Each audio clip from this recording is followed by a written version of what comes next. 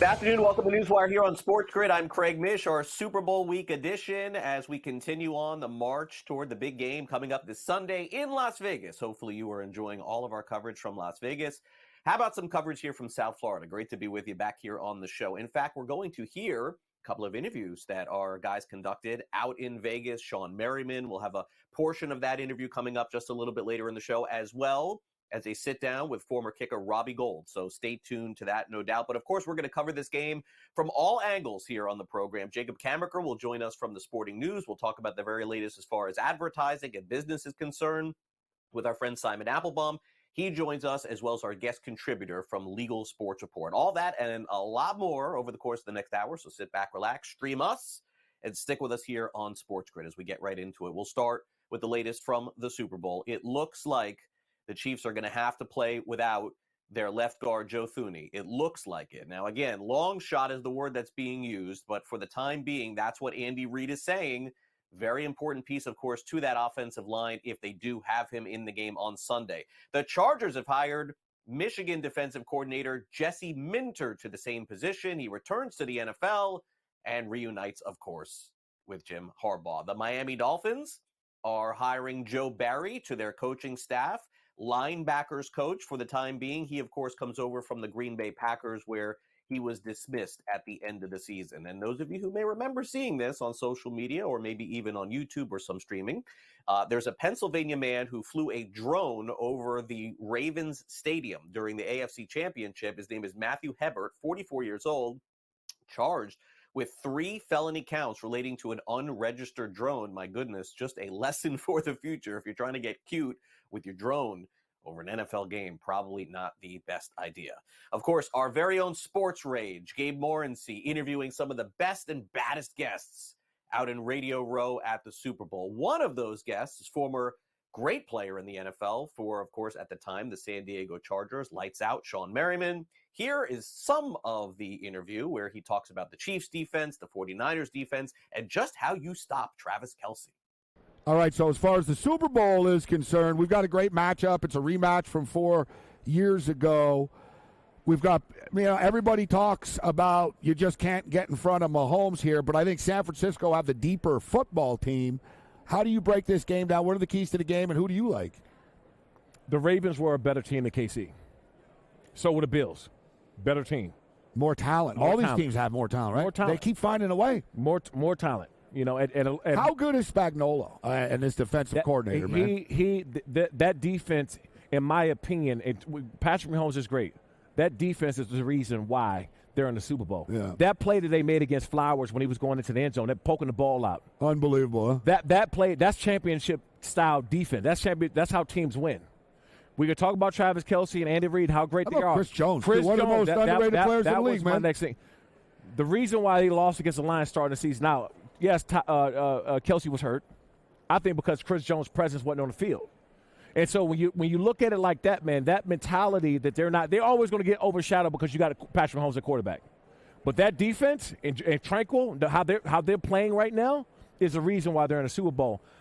I'm going with KC to win the game. Because you know what? They already beat two teams that were better than them. And they know how to win. They're going to capitalize off your mistakes. And teams that have been here so many times, they know how to win. Let me ask you, Tusha, what's it like as a defensive player when you get a quarterback in 3rd and long, like Buffalo and Baltimore did all the time, and you know he's throwing it to Travis Kelce, and you can't stop it? He 11 for 11. He was targeted 11 times. He caught 11 balls. How frustrating does it get in the huddle and when you're on the line when you're playing a team like that? I never understand this. Going into a game, you know which player can hurt you the most. I'm singling this player out. I don't care who else scores. Yeah. I don't care who catches the ball, get a first down. So if you need to triple team his ass, right? Doesn't matter. Doesn't matter. Somebody else is going to beat us today, but it won't be him. So I'm always surprised when that happens. Travis Kelce going to get his catches. There's nothing you can do about it. He's going to get his targets. He's going to get his catches. He shouldn't go 10 for 10 or 11 for 11 ever. Thanks very much. And, of course, we will check back a little bit later from Las Vegas as Ben Stevens sits down with former kicker Robbie Gold. So stay tuned to that. All right, now let's get to the latest in college sports. Hey, how about this? This is going to be a fight back and forth with these NIL restrictions and deals. A judge is keeping them in place for the time being, despite a temporary restraining order by the states of Tennessee and Virginia. Attorney generals of those states have filed a federal antitrust law. They're going to have another hearing on this coming up on February the 13th. Do you like upsets in college basketball? You're getting them all season long. This NCAA tournament's going to be crazy next month. Clemson upsets number 3 UNC 80-76. In this one, upsets aplenty, as we've seen thus far. Southern Miss's coach Jay Ladmer has been hospitalized for a medical emergency, hospitalized on Tuesday. Heart-related is what they're saying right now. And also McNeese's coach Will Wade has received a 5-year contract extension, $700,000 per year, $1.2 million after the season, and $1 million after that. All right, let's get to the NBA as we get ready for the All-Star game, which is coming up pretty quickly. Trae Young, Scotty Barnes, they're going to replace Joel Embiid and Julius Randle in the upcoming All-Star game. Of course, you know about Embiid at this point. He had a meniscus injury. Randle's been out with a dislocated shoulder. How about Jalen Brunson? The Knicks need him. He rolled his ankle in the fourth quarter of the game against the Grizzlies. He's averaging 27 points a game. He's an all-star. Honestly, Brunson's been amazing. He's probably an MVP candidate as well. Chris Middleton has sprained his ankle last night in the loss to the Suns. X-rays negative there. Bucks are having a really hard time, if you haven't noticed, with Doc Rivers and without Doc Rivers. Also, the NBA trade deadline is tomorrow. We'll cover that for you here on the show, no doubt. Okay, in streaming business, this is sort of incredible, folks. I thought we were getting away from all of these bundles and going to streaming apps, but not the case. Trying to understand this one. Simon Applebaum will join us later to talk about it. ESPN, Fox, Warner Brothers, Discovery, all teaming up to join a streaming platform, which is sort of bizarre, to be honest with you, because I thought that they had their individual platforms. It just feels like cable. Kind of odd. The Astros and Jose Altuve having a press conference as we're doing the show right now. 5-year, $125 million contract extension. He will end his career with the Houston Astros. The Golden Knights snapped the Oilers' 16-game winning streak. That is over. Final score of 3-1. NHL announces yesterday the next Winter Classic is going to be held at Wrigley Field in Chicago. The Chicago Blackhawks will host that event. Really cool there. And those are headlines for the show today. Now, coming up next, it's time for us to preview, guess what? The big game. It's the Super Bowl coming up on Sunday. So Jacob Camenker will join us here on the program. And for those of you who want the latest in sports betting, Sam McQuillan, he's joining us tomorrow. Pat Evans, we got him on the show coming up next. So stay with us here on SportsGrid. Plenty more to come right after these quick messages. I'm Craig Mish. Great to be with you here on this Wednesday afternoon, and we'll be back on SportsGrid right after this. Don't go away.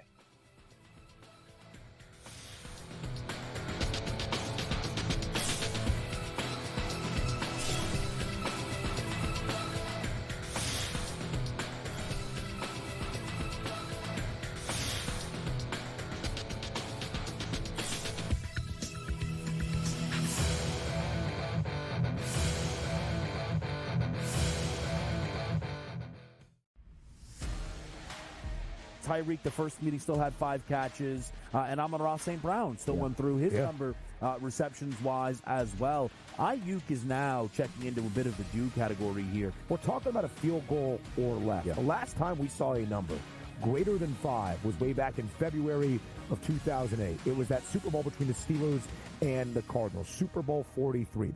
Pro Football Today, only on SportsGrid. Jordan Clarkson. Jordan Clarkson is a walking bucket. He will shoot you in games. He will shoot you out of games. But he is the perfect sixth man for a team looking for bench production. A guy that can go get his own shot. Betting above the rim, only on SportsGrid. Don't want any distractions. And Vinny, on the eve of these teams getting to Las Vegas, we got a distraction. We know that there's some family issues, not only with his dad there, but his brother has had a lot of run-ins here that have not looked good for the quarterback. But again, he's a different guy. I think we've understood that. NewsWire. only on SportsGrid. They have played terrible football, and yet they always win. Have you noticed? Everyone keeps talking about how bad the Niners suck as they win every week. They win every game, even games they should have. They're down 24-7, and they still won. Now we have the first excuse when the Niners lose on Sunday night. They practiced on a bad field at UNLV. They didn't get the proper conditions. Pharrell Coast to Coast, only on SportsGrid. It's smarter to be on SportsGrid, your 24/7 sports wagering network.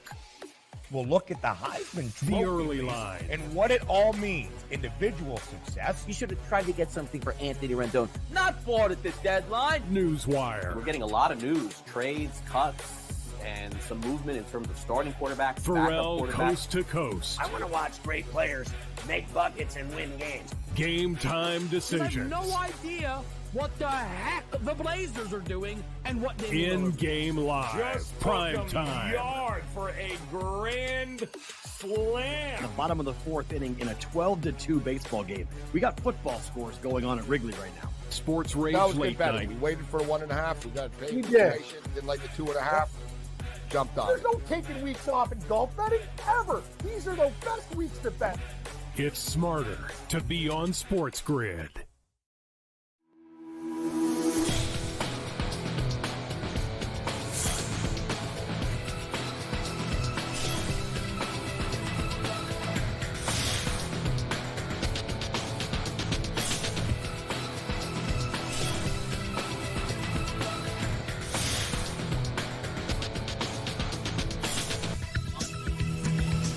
Time to get another Super Bowl preview. We got Jacob Camenker from Sporting News with us. We'll get to the very latest in terms of the line, in terms of the total. We got a lot of bets on the Super Bowl to make.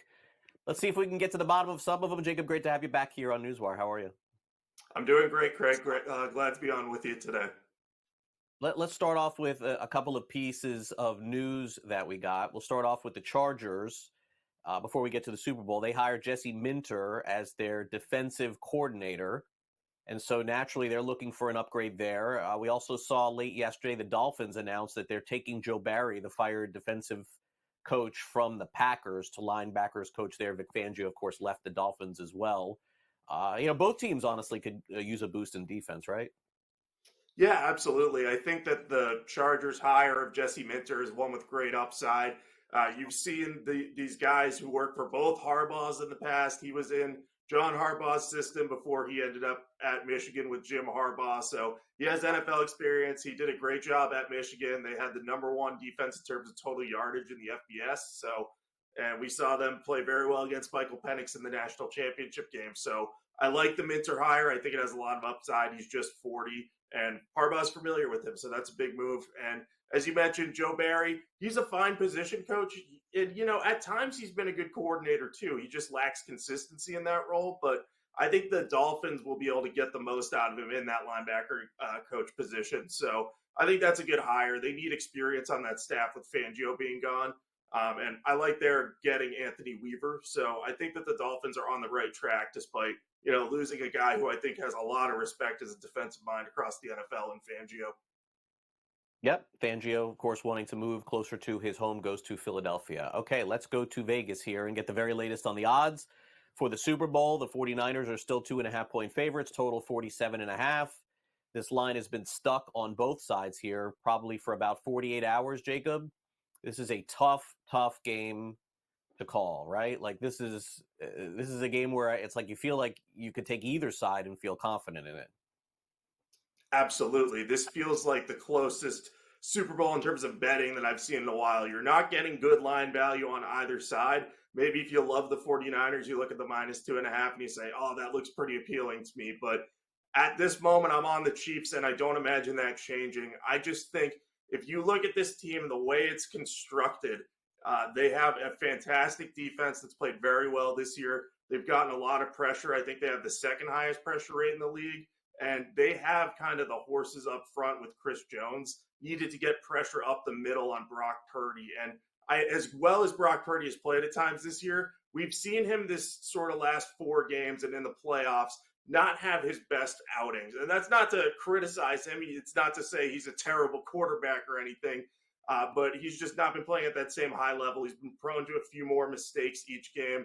There were a few dropped interceptions against the Packers and the Lions that could have cost them. I mean, the most notable one off the Lions cornerback Kindle Vildor's helmet that went right into Brandon Ayuk's arms on the dive. So I think with those mistakes that we've seen from Purdy recently in this defensive matchup, I think they might have trouble scoring, whereas I don't think the 49ers can fully contain Patrick Mahomes and the Chiefs' offense in this one, especially where the 49ers haven't been as strong against the run lately. So I'm just looking at the Chiefs and I'm saying I think they're the more complete team. They have the experience, so I'm getting them as underdogs, so I am willing to back them at this point. I don't feel as confident as I felt about Super Bowls past, but I am warming up to the idea of betting them in this spot. All right, fair enough. Now, what's really incredible is the stat that's being thrown around about Brock Purdy, 7-0 straight up and against the spread when favored by 4 points or less. I mean, I don't know what that says about Purdy or it says about the 49ers, but that seems to be like the key number that everyone is throwing around this week. So, look, I understand your position, Jacob, is, sort of against bucking the trend here, but it's sort of fascinating, right, when you hear that data. Absolutely. And there's a reason that Brock Purdy has done well in those situations. It's because the 49ers have a lot of talent, and he's a very accurate quarterback when he's at his best. He has great ball placement. He can fit the ball into tight windows.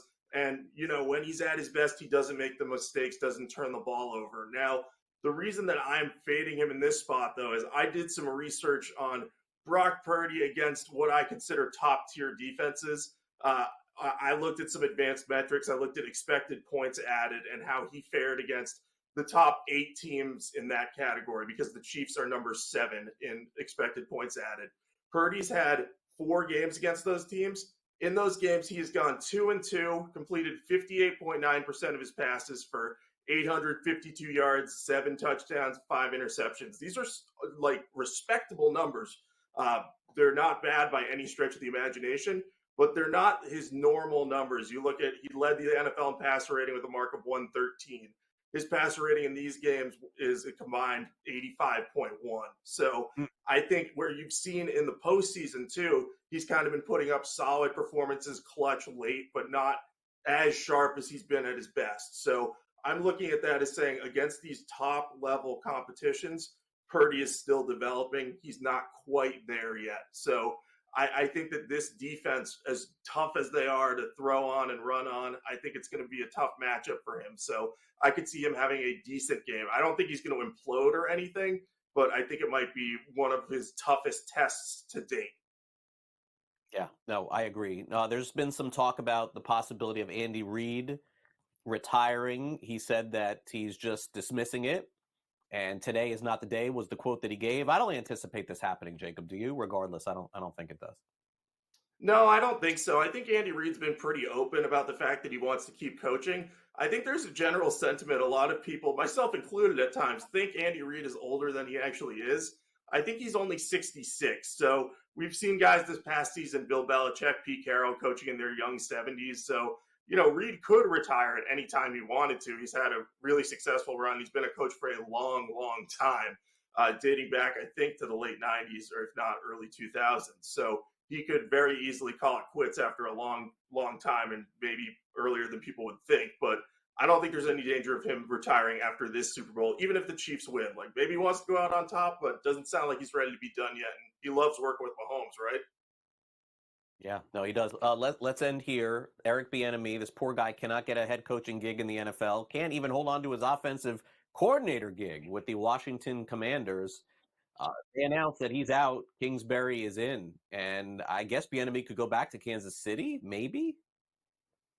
Yeah, there's been some buzz about that. I was just listening to some comments from Andy Reid and Patrick Mahomes where I guess Bieniemy came to talk to the Chiefs before the AFC title game against the Ravens, and his message was well received. And Andy Reid didn't go into detail about anything or say, oh, we're definitely going to bring him back. But it didn't sound like he was ruling out the possibility either. And I think if you look at this Chiefs offense this year, it's clearly taken a step back. That's not to say it's been bad, but the move from Bieniemy to Matt Nagy in that offensive coordinator role has not gone as smoothly as people would have hoped. Under Bieniemy, the Chiefs almost always had a top 5 offense, so in both scoring and yardage. So I think the idea would be, let's bring him back as an assistant head coach, maybe make him the official successor to Andy Reid or just train him for that role, and set up the Chiefs offense and Patrick Mahomes maybe to bounce back and iron out some of the kinks they had with the receiving core especially. I mean, they've been painful to watch at times this year, but they are getting hot at the right time, which is good news. No, it is. And the good news for us, Jacob, is that we got a few more days. Take a look at these props, get our positions for the Super Bowl. I'll check you out online, see you over on social media and at sportingnews.com for your final opinion. Thanks again for coming here on NewsWire. Enjoy the game on Sunday. All right. Thanks, Greg. You enjoy the game as well. All right. Jacob Camenker with us here from sportingnews.com. Coming up next, we have Pat Evans, who's going to talk about the possibility of another state in the South legalizing sports betting. You may be surprised when you hear this one. Also, an update on the West Coast as well. For those of you who live in Hawaii, you may want to stay tuned. We'll be right back with more NewsWire after this.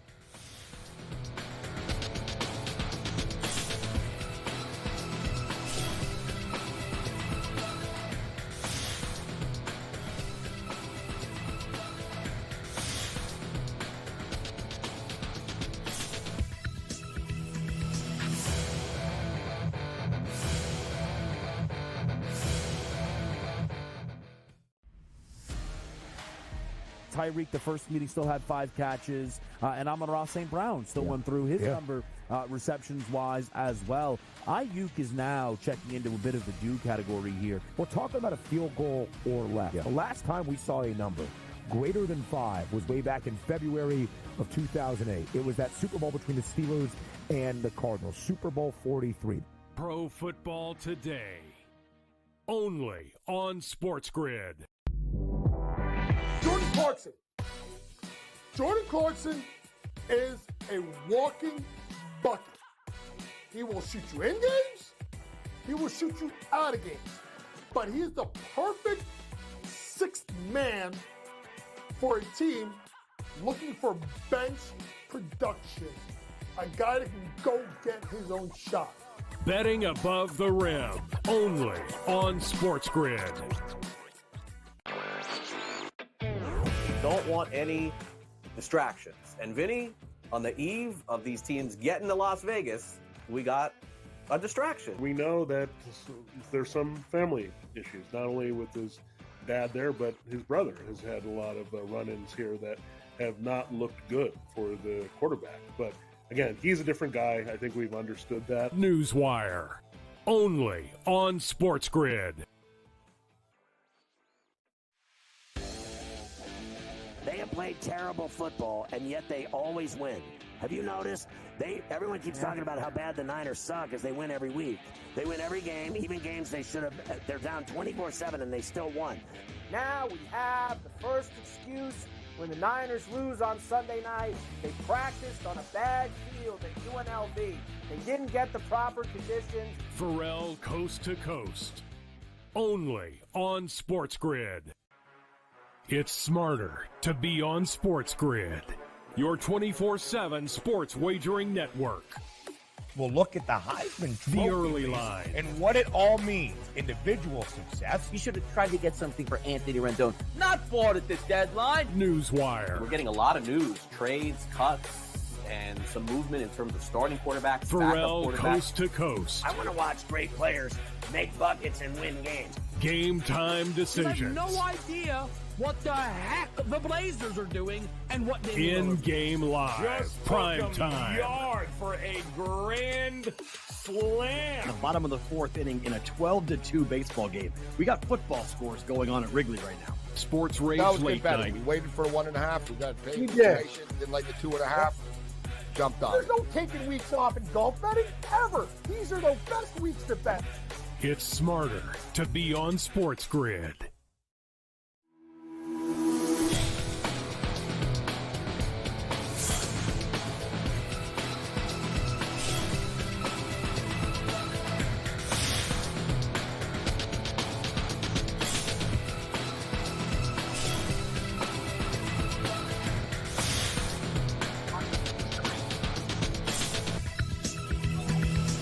back to NewsWire here on this Wednesday, our special time and show, 12 p.m. to 1 p.m. Eastern. All Super Bowl week will be back to 11 a.m. Eastern next week. Pat Evans is with us from Legal Sports Report, very latest on sports betting. We got an update for you from Hawaii, which I did not expect, so we'll get into that and a whole lot more. What's going on, Pat?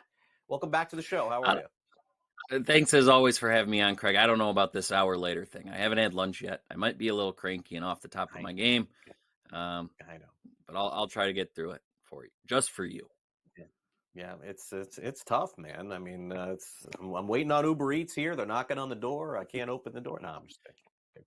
All right. So wow, we got two significant updates today. One on the positive, maybe one on the negative. But regardless, states that we haven't talked about a ton on the show. In the South, we have mentioned Georgia a lot as the possibility of them legalizing sports betting, maybe 2025, 26. Florida has it now going on. What about Alabama? What's the update there? Yeah, so Alabama started their legislative session today, or not today, it was this week, and they are going full bore at sports betting as part of a bigger gambling package. This isn't totally surprising. We knew coming into the year the Southeast was going to be the place to watch for sports betting legislation, and as we've talked about, Mississippi is moving very quickly through the House. They got online sports betting bill through. And in Georgia, the Senate has a online sports betting bill that plowed right through. And now Alabama, I've got a Senator Greg Albritton telling me he's been a proponent in the years past. He's introduced multiple bills, and the House has not played ball. Well, this year, Albritton told me the House is taking the lead. They're introducing a bill this week that they're aiming to get all the way through the House by early next week, and that gives the Senate plenty of time to just do what they're going to do, which will likely be passage because they've done it before. There's a couple of wrinkles in this because, there is a lot of opposition. Alabama is one of 5 states without a lottery, so that's included in the bill. It's simply a lottery. It creates a gaming commission, 5 casino gaming sites, allows the governor to work with the Porch Creek Band of Indians to, amend their compact to allow for gaming. And there's all sorts of wrinkles in there. And of course, sports betting is included in that. And any one of those things can get stripped at any time. There's some sources who say it could just be whittled down to purely sports betting or purely lottery. So it's going to be something to watch. It seems like having the House leadership behind it and previous Senate passage that this year could be the year something gets done in Alabama. Now it does require because no gaming is allowed in the Constitution of Alabama, so it will require voter approval as well at the polls. But by all accounts, everything seems pretty smooth at this point. Senator Albritton again said, any sort of gaming is kind of a big deal because you've got a lot of lobbyists and businesses in Alabama who are going to say, whoa, we don't want big casino companies or FanDuel or DraftKings coming in and being a big political, as he called it, mule and mucking up a well-oiled machine that they've got down there. But I think that's kind of an inevitability at this point, especially if Georgia and Mississippi kind of can cross over a line at some point here this year. Yeah, no, it's a fascinating dynamic here with the states that have lives. Maybe Alabama is on deck. Now, you mentioned the lottery. If I'm not mistaken, there is no lottery also in Hawaii.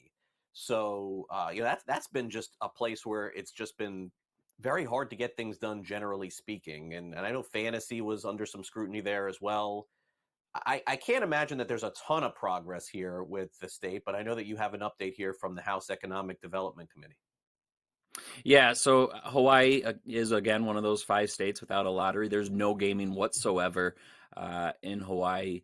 And they've, a lot of lawmakers, not a lot, a few lawmakers have tried, every year to get a sports betting or a gaming bill on the docket. They talk about it pretty much every year in a committee.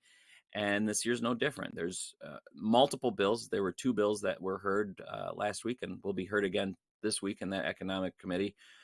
One is simply to open up a 40-year license for one casino resort on Oahu, which, that's getting some pushback because they just don't want gaming. And then another one is to open up online sports betting to operators who are in 3 or more markets. And again, that's getting pushback.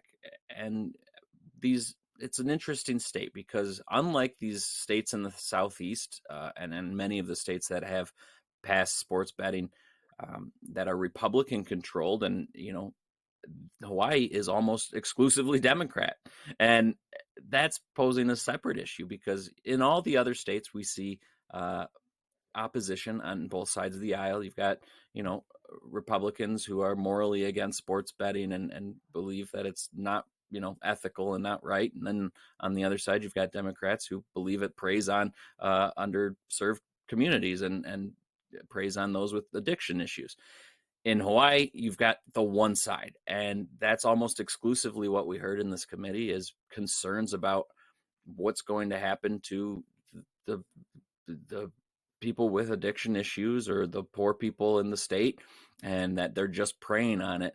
And that actually ended up derailing the bill last year when one of the sponsors, who is the chairman of this committee, said, this isn't, we're not going to do this year.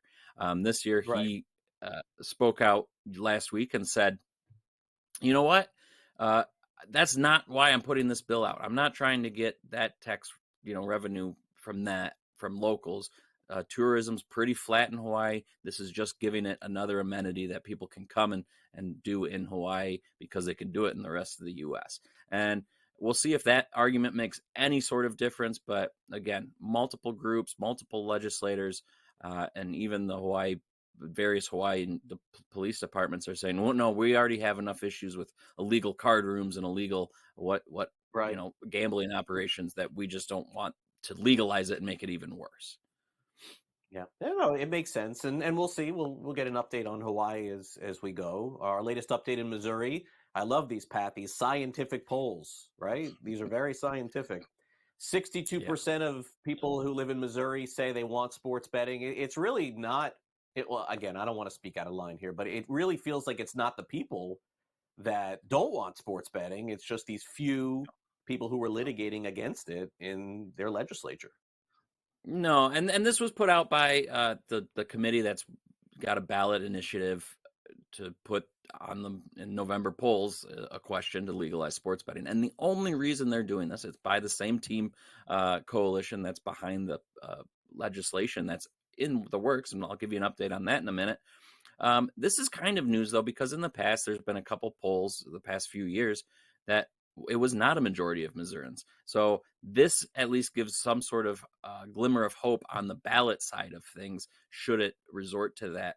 Now, on the flip side, each of the past 2 years, we've had a proposal backed by those teams get through the House. And by all accounts, Representative Dan Howe said the bill will be on the House floor next week and will likely again pass. And he said, I have no idea what's going to happen in the Senate.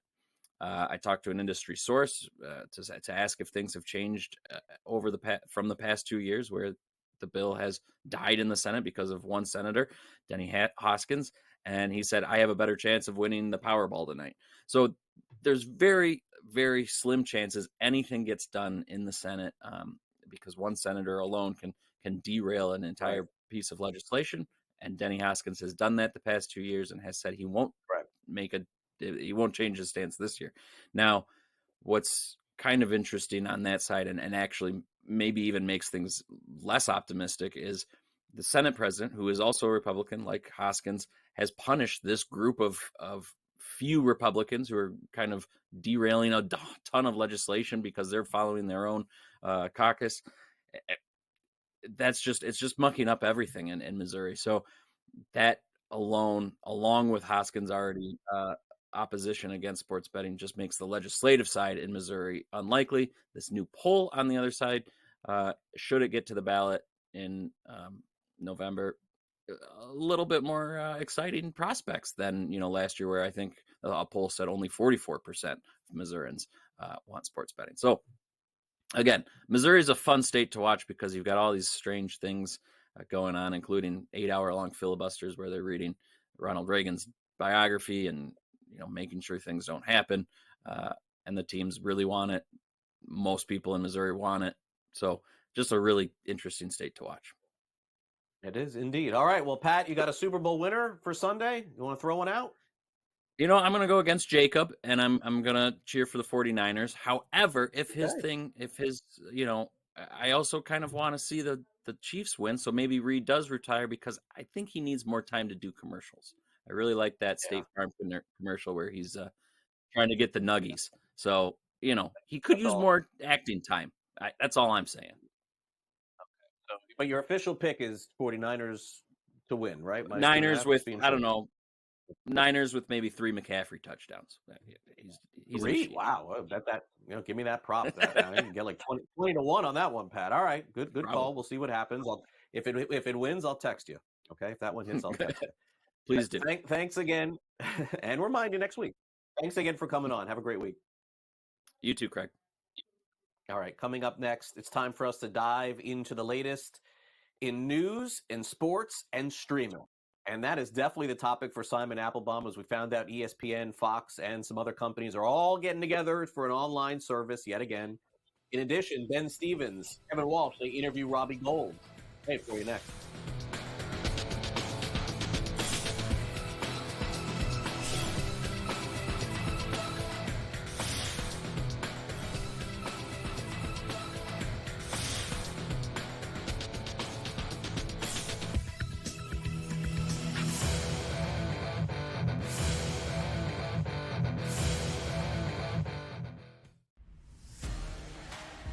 Tyreek, the first meeting, still had 5 catches. And Amon-Ra St. Brown still went through his number receptions-wise as well. Ayuk is now checking into a bit of the do category here. We're talking about a field goal or less. The last time we saw a number greater than 5 was way back in February of 2008. It was that Super Bowl between the Steelers and the Cardinals, Super Bowl XLIII.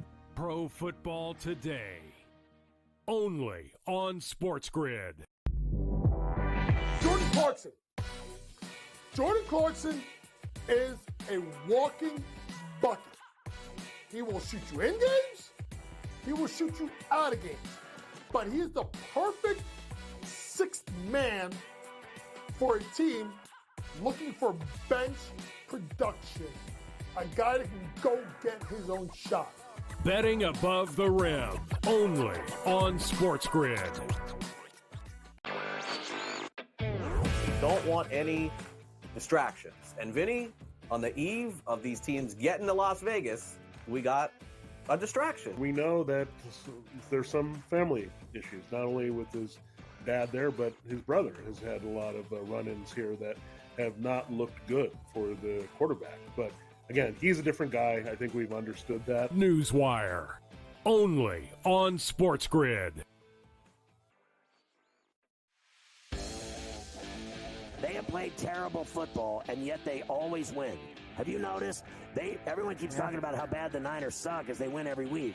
They win every game, even games they should have. They're down 24-7, and they still won. Now we have the first excuse. When the Niners lose on Sunday night, they practiced on a bad field at UNLV. They didn't get the proper conditions. Pharrell Coast to Coast, only on SportsGrid. It's smarter to be on SportsGrid, your 24/7 sports wagering network. We'll look at the Heisman Trophy The early line. and what it all means. Individual success. You should have tried to get something for Anthony Rendon. Not bought at the deadline. NewsWire. We're getting a lot of news, trades, cuts, and some movement in terms of starting quarterbacks, Pharrell backup quarterbacks. Coast to Coast. I want to watch great players make buckets and win games. Game time I have decisions. no idea what the heck the Blazers are doing and what they In-game live. Just Prime took 'em time. yard for a grand slam. The bottom of the 4th inning in a 12-2 baseball game. We got football scores going on at Wrigley right now. Sports Rage That was Late good betting. Night. We waited for 1.5. We got paid. We did. Didn't like the 2.5. Jumped on There's it. no taking weeks off in golf betting, ever. These are the best weeks to bet. It's smarter to be on SportsGrid.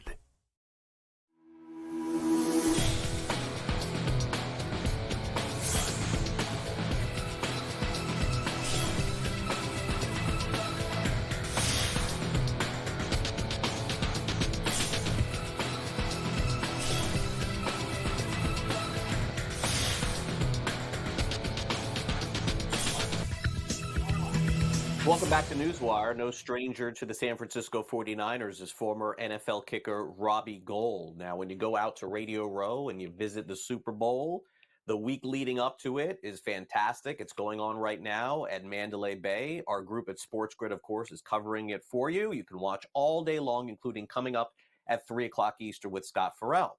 But earlier today, Ben Stevens, Kevin Walsh had a chance to catch up with the former kicker of the 49ers, Robbie Gould, talking about some potential ideas for what could be a warm-up routine that was so controversial going back when Gould was kicking, and the story behind how that came out. This is the part of, so I guess there's more waiting around for you maybe than every other position, depending on how the game goes. But the halftime feels crazy to me because, like, sometimes we'll do a live show or whatever, and we're like, when is the game going to start up? For you guys, obviously, routine is such a big part of what you do. Does that feel as long or as usual or way longer? Well, here's what I'll tell you we did. For the halftime show, not this week, but the previous week, as you're leading up, it's all your prep. So what I tried to do is I tried to simulate early in the week what the game might feel like. So if we were at practice, I would warm up pregame. I'd kick in the middle like the period. Then I'd wait like 30 minutes and then go do it again. So that was like my halftime routine based on the schedule they give you. I would say that it doesn't really matter. They could give you an hour and a half and it still feels like a full day. Like, it doesn't matter. One of the coolest things I did my first Super Bowl is I went out early and it was raining. So it was Prince singing Purple Rain. And I was waiting just for, like, I didn't want to sit in the locker room because it's just, if you have the home locker room, it's bigger. If you have the away locker room, the visitor locker, it's really tiny, and you have all the people, the staff, and it's just chaos. And I think, like, the big thing for me is I always wanted to stay in, like, the moment. And I just know that the last thing I want to do is sit in my locker like this, just waiting for these guys. When are we going to go? When are we going to go? So those are kind of the memories that I have from Super Bowl weeks when I played. Speaking of your routine, last year with San Francisco, during the 2022 NFL playoffs, a warm-up routine of yours went viral as you were kicking through the Dallas Cowboy cheerleaders inside AT&T Stadium. What does it take for Robbie Gould to be perfectly game prepared? Well, here's what I'll tell you. When we came out, I usually come out and I'll say, hey, where is everybody at? The cheerleaders were at the 50-yard line.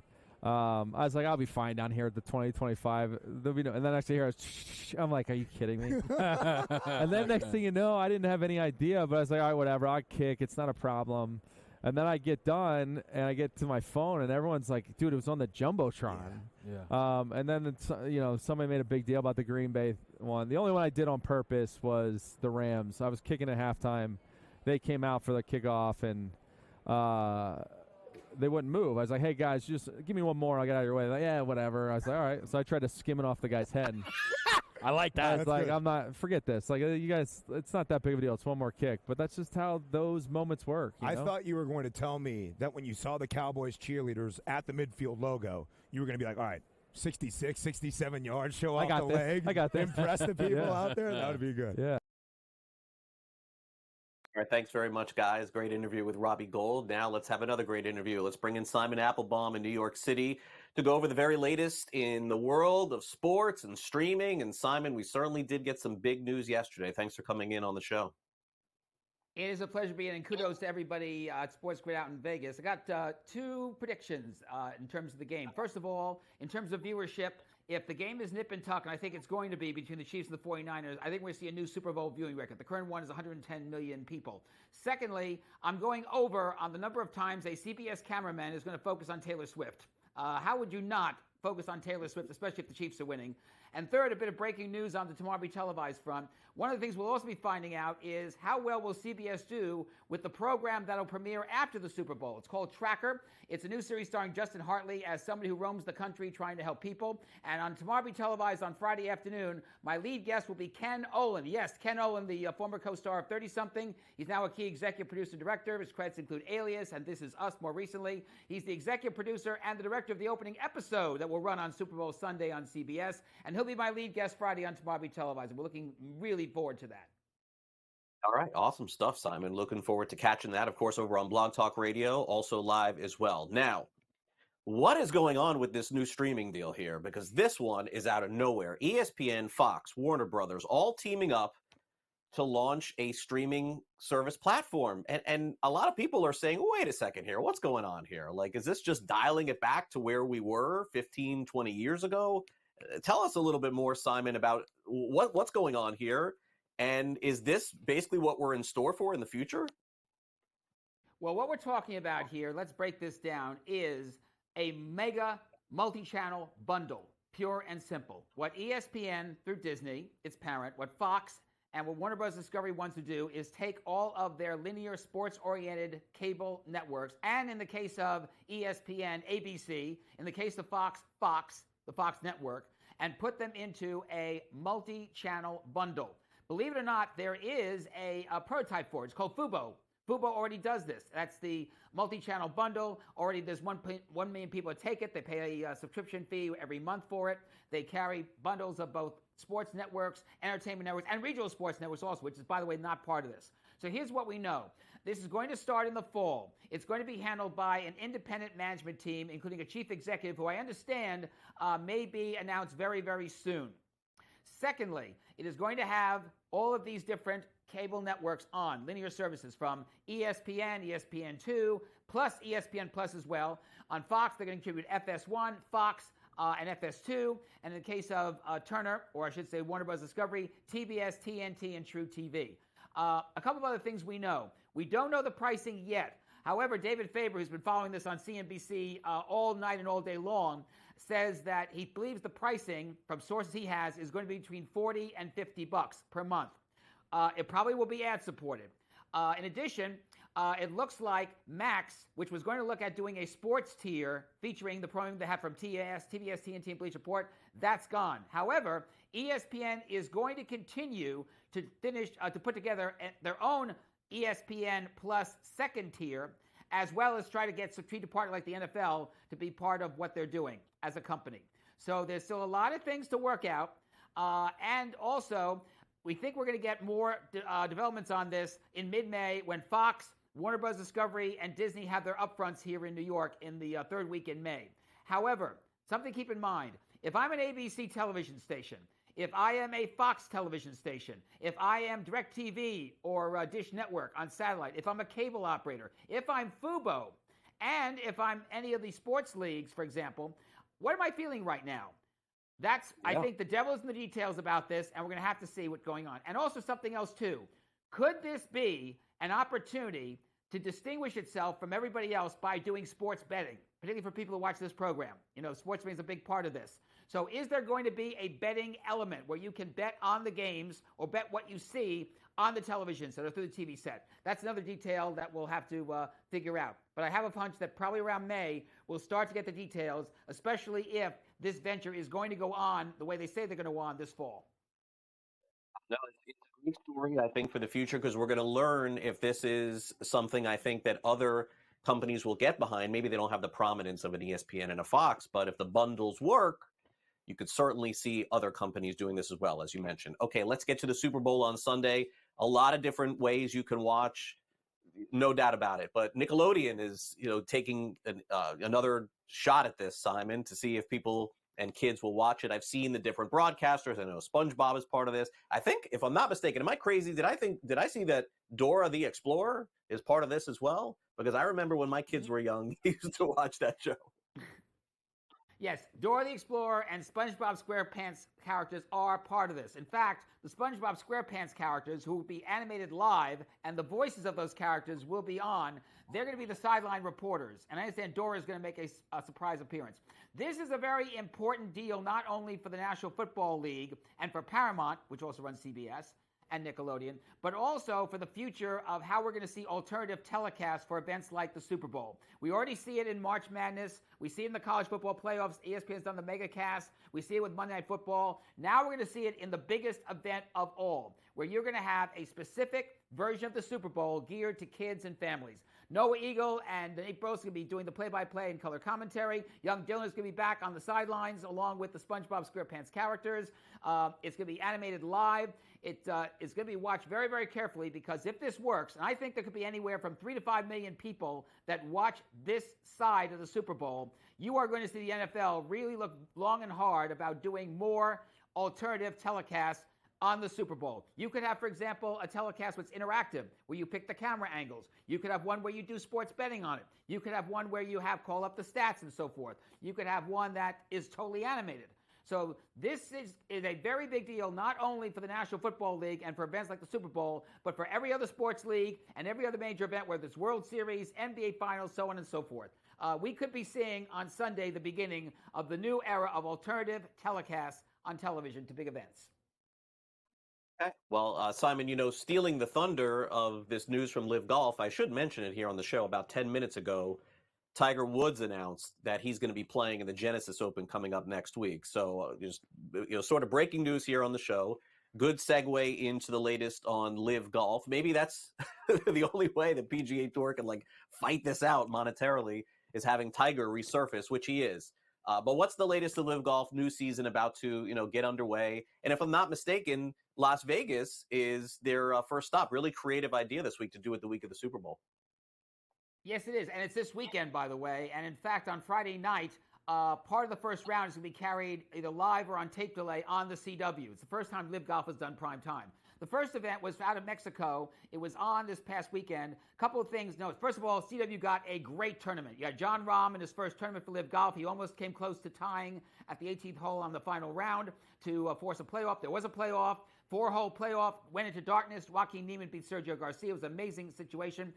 Progressive Insurance, by the way, is now the new main sponsor of Live Golf. That's a big development, as long as Verizon. However, CW is still having an issue in terms of getting advertisers for Live Golf, even with John Rahm coming in, even with a better playoff format, even with a better format where now in the team competition on the final round, all 4 golfers of a team get in, and you have 13 teams now with Rahm and 3 other golfers with Legion 13, which, by the way, won the second place, the team championship, by the way. They won it on the first round. So be very interesting to see what happens with Las Vegas with the primetime telecast, and also with the fact that the Phoenix Open is now on NBC this weekend as opposed to CBS, which has had it for a long time. Okay, let's close it out. We got a minute to go, Simon. I know I'm sorry to only leave you with a minute, but NFL flag championship coverage coming in July on ESPN, flag football, which is certainly so popular in the United States. Kids who don't want to play the tackle, they play flag, and even growing up, adults play flag as well. Tell us more. Well, this is another example of the NFL and ESPN trying to get together to get a new fan base, especially on young people. It's going to be happening in July. It'll be on the ESPN family of networks. And in addition, don't forget we have the American Flag Football League, the new Pro Football League that's starting up in April. And we'll see if they get a national TV contract. So flag football is really starting to move. Don't forget, in a couple of years, we got the Olympics in the summer of 2028 that will have flag football for the first time as a sport. All right, Simon, tomorrow will be televised. Great podcast, folks. Make sure you download it and check it out. Big guest coming this week. Simon, we'll see you next week. Enjoy the big game. Will do. You too.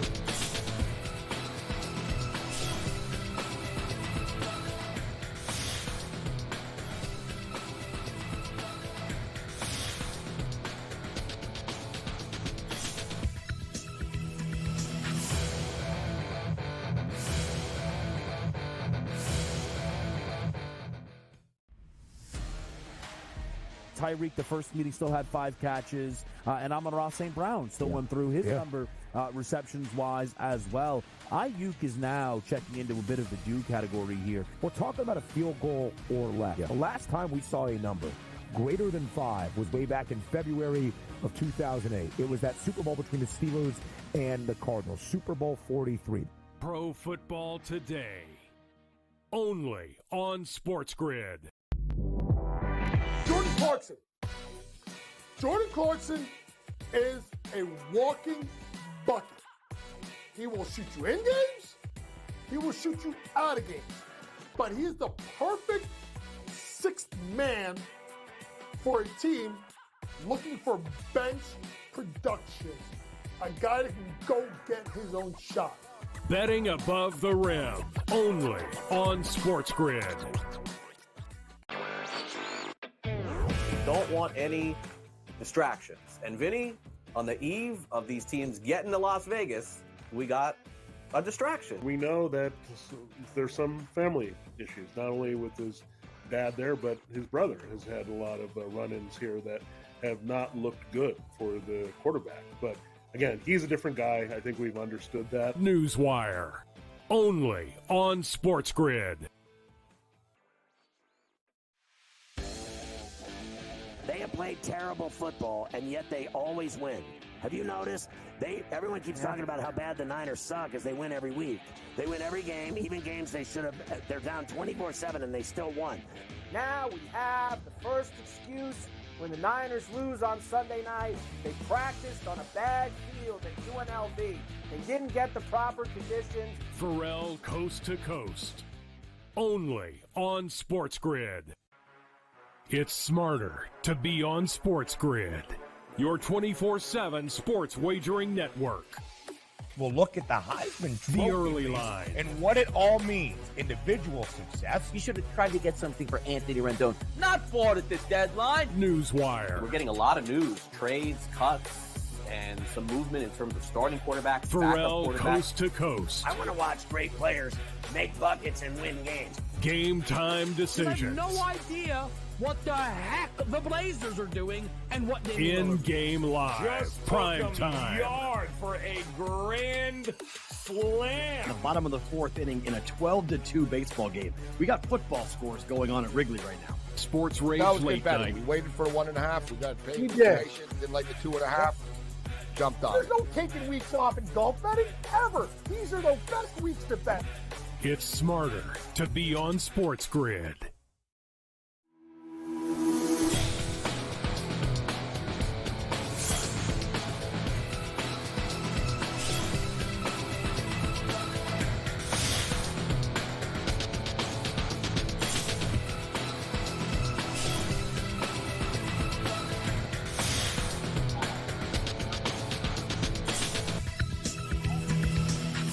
Welcome back to NewsWire. Now, before we do the story, I want to say that we've all been there before. In a previous life, maybe Michael Cohen, our producer, doesn't even know this.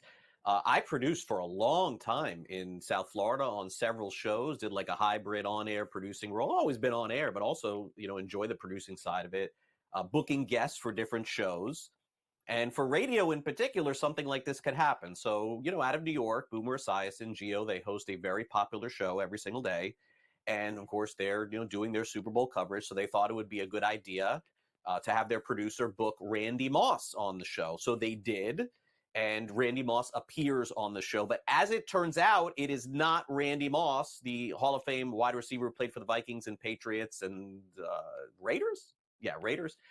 It turns out it is and Patriots. Didn't I say Patriots? I thought I said Patriots. Maybe not. It turns out he is the unbelievable journalist and broadcaster who covers horse racing, Randy Moss, for ABC, ESPN, maybe NBC as well. Randy's phenomenal. He's covered Super Bowl as well. So as it turned out, they're like, it's crazy. They're like doing the interview and they realize, wait a second here. This isn't the person that we thought. It's okay that we have this Randy Moss. But look, we have all been there. I have been there too. I remember being in an NFL locker room, interviewing a player at somebody else's locker, and then looking up and thinking, wait a second, am I interviewing the wrong person here? Do I know who I'm interviewing? So we've all been there before, nothing to be ashamed of, but kind of a funny story that I wanted to end on. Thanks to Jacob Camenker for Sporting News. Thanks to, of course, Pat Evans.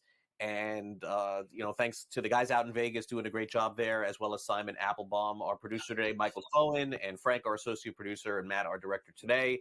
Thank you guys very much. I'll be back here tomorrow, our Thursday edition of NewsWire right here. It is, again, make sure you're tuning in, 12 o'clock Eastern. That is the time for the show this week.